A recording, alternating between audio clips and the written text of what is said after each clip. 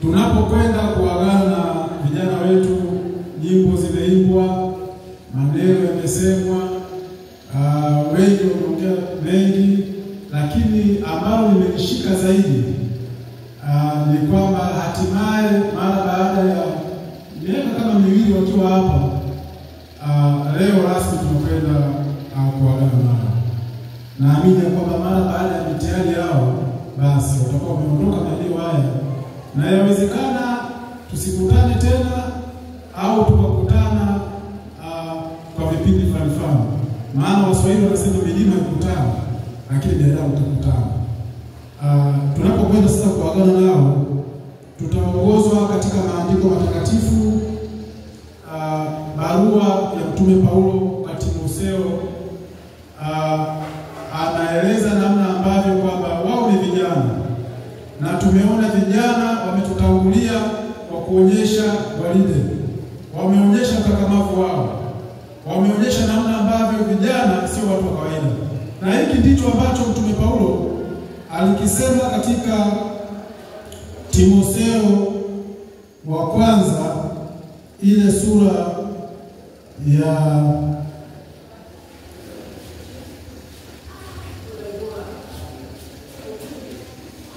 Timotheo wa kwanza katika sura ya 4 mstari wa 12 anasema, mtu awaye yote asiudharau ujana wako.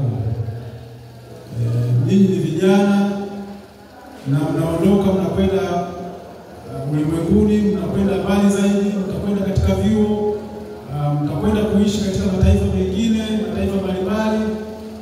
Lakini Mtume Paulo mchana leo anatuagiza akisema kwamba tena katika mstari wa 11 anasema, mambo hayo uyaagize na kuyafundisha.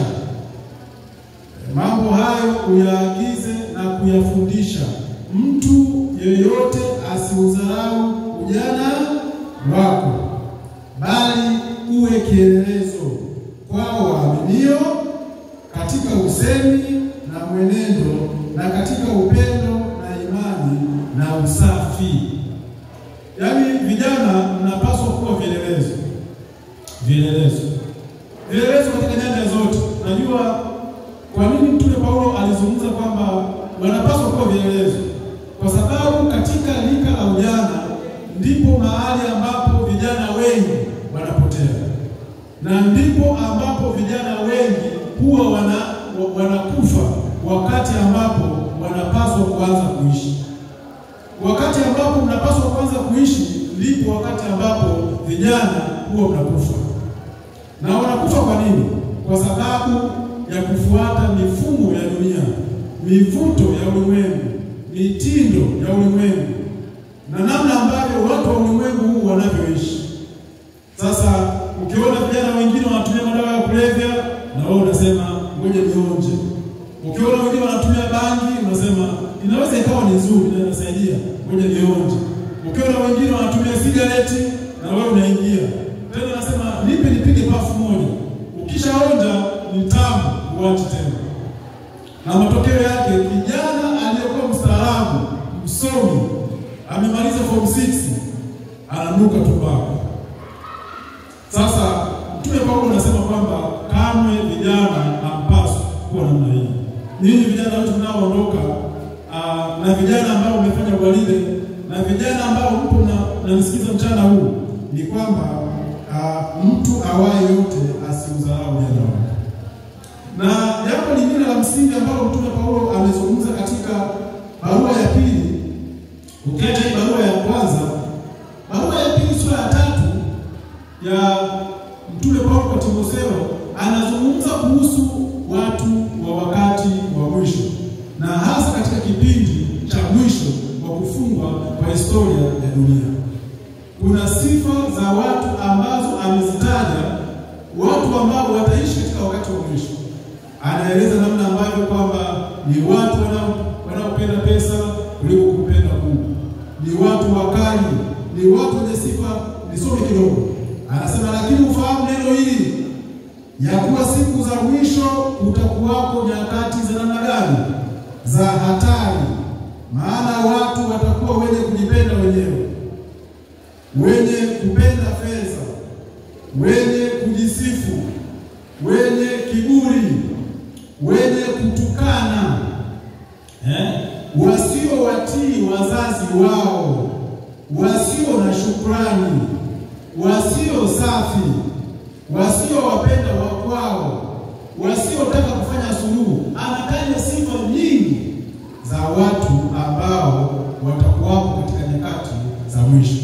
Sasa vijana mnapoondoka, na yako mambo mengi yametajwa ambayo vijana yanawahusu: wasiowatii wazazi wao, wasio na shukrani, wasio safi, wasiopenda kufanya suluhu, wasingiziaji, wagomvi, wanaotukana watu, wenye matusi.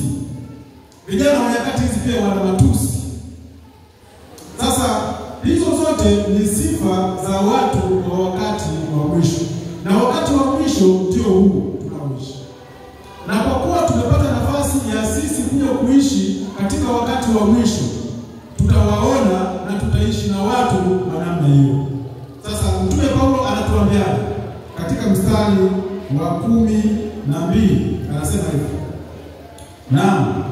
na wote wapendao kuishi maisha ya utauwa, yaani watakaotaka kuishi maisha ya usafi, maisha ya kujitunza, maisha ya utakatifu, anasema hao watauziwa, watakerwa.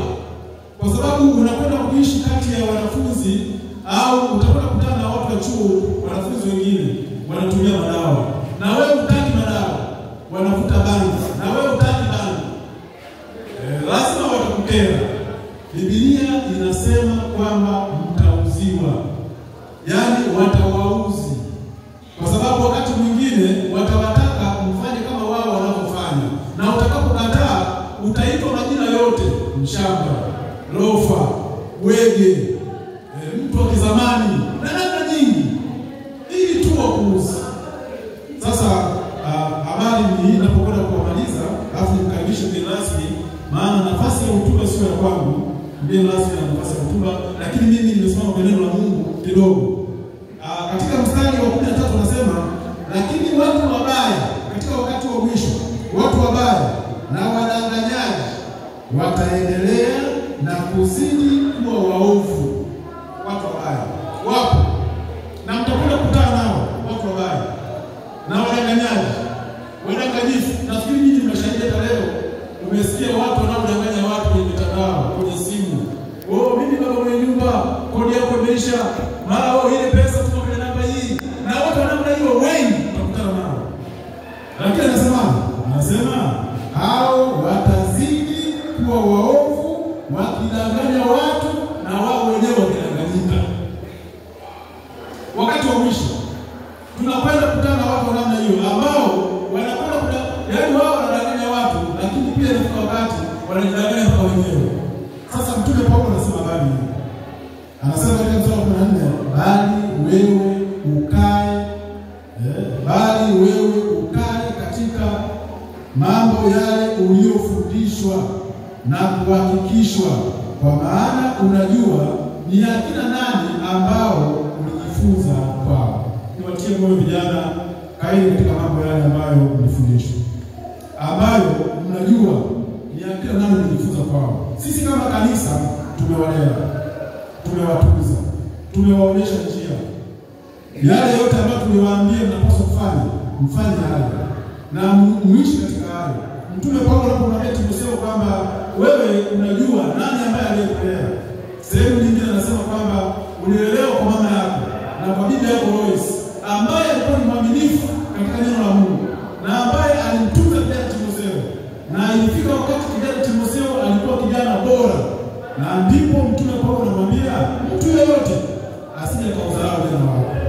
Mchana wa leo niwatie moyo vijana wangu, hakikisheni mnapokwenda duniani mtu ambaye yote asije kaudharau jana wenu. Lakini unaweza kudharaulika kwa namna ambavyo unavyoishi. Kama utaishi ovyo, na watu watakudharau. Lakini kama utajiweka vizuri, kuwa msafi, kuwa mtu mtakatifu, utapata heshima na utapendwa na watu. Mshirikishaji wachungaji wetu wameeleza namna ambavyo kwamba vijana wetu wanakwenda kwenye mitihani yao. Tutakapokwenda kuhitimisha, tutakuwa na wakati maalum wa maombi.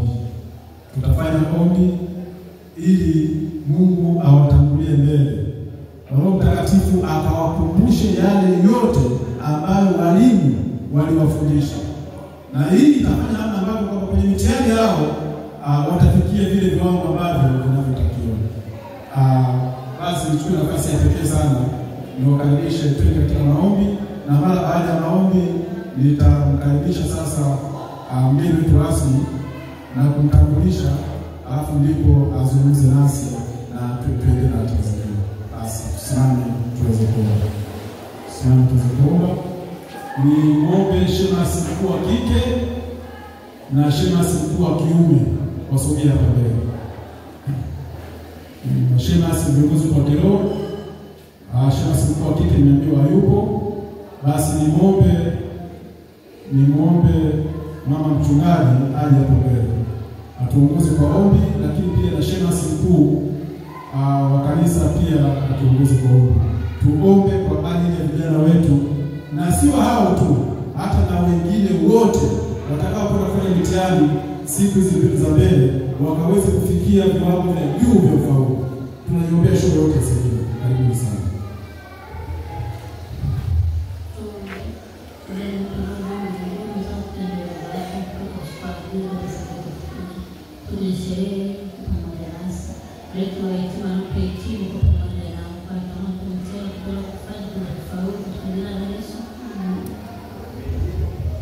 Baba yetu na Mungu wetu, tunakushukuru sana kwa ajili ya ulinzi wako mwema ambao umeendelea kuwa pamoja nasi tangu asubuhi mpaka masaa haya. Jina lako litukuzwe sana.